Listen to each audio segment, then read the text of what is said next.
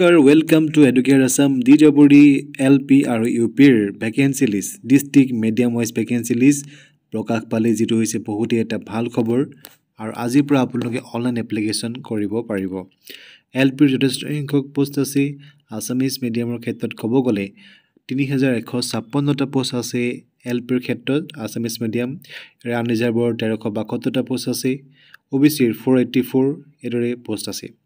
আনৰিজাৰ্ভৰ ক্ষেত্ৰত ক'ব গলে 203টা আছে লখিমপুৰ ডিস্ট্ৰিক্টত সনিতপুৰত 223টা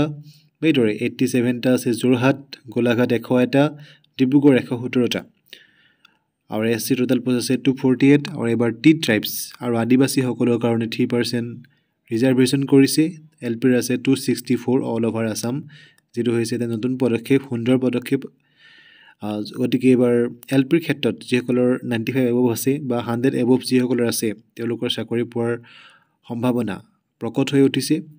ইয়াৰ পিছতে Garo medium Hindi medium Bodo medium এদৰে পোষ্ট আছে আপাৰ প্ৰাইমাৰী অৰ্থাৎ এমইৰ ক্ষেত্ৰত ক'ব গলে এমইৰ ক্ষেত্ৰত 673 টা পোষ্ট আছে আসামিজ মিডিয়ামৰ ক্ষেত্ৰত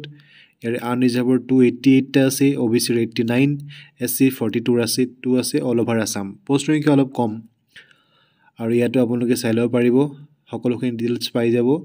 আৰু ৰিজাৰ্ভেশন থাকিব কাষ্ট ওয়াইজ থ্ৰী ট্ৰাইবস লগতে ফিজিক্যালি হ্যান্ডিক্যাপৰ কাৰণে আৰু ওমেনৰ কাৰণে ৰিজাৰ্ভেশন থাকিব ওমেনৰ কাৰণে বৰ্তমান ইয়াত লিখা নাই কিন্তু হয়তো থাকিব পাৰে এইদৰে পোষ্ট আজি লিষ্ট ওলাইছে ইয়াৰ পিছতে ডিফাইন্ড বেঙ্গলী মিডিয়ামৰ কাৰণে অল ওভাৰ আসাম 302টা আছে এমিৰ এদৰে আপোনালোকে চাই লব মণিপুৰী বড়ো মিডিয়াম হিন্দী মিডিয়ামৰ কাৰণে এসিস্ট্যান্ট টিচাৰ সায়েন্সৰ কাৰণেও পোষ্ট আছে যথেষ্ট 310টা আছে অল ওভাৰ আসাম হিন্দী টিচাৰৰ কাৰণেও পোষ্ট দিছে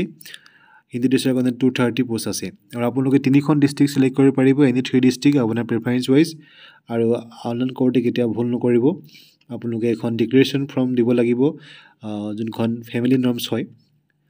আৰু তিনিখন ডিস্ট্ৰিক্ট আপোনালোকে সিলেক্ট কৰিব পাৰিব বাকিবেলা সকলো সেম হয় আপোনালোকৰ roll number A to Z সকলো ভালকে ভৰাব ডকুমেন্টছ কিনি আপোনালোকে PDF আকাৰত আপলোড কৰিব লাগিব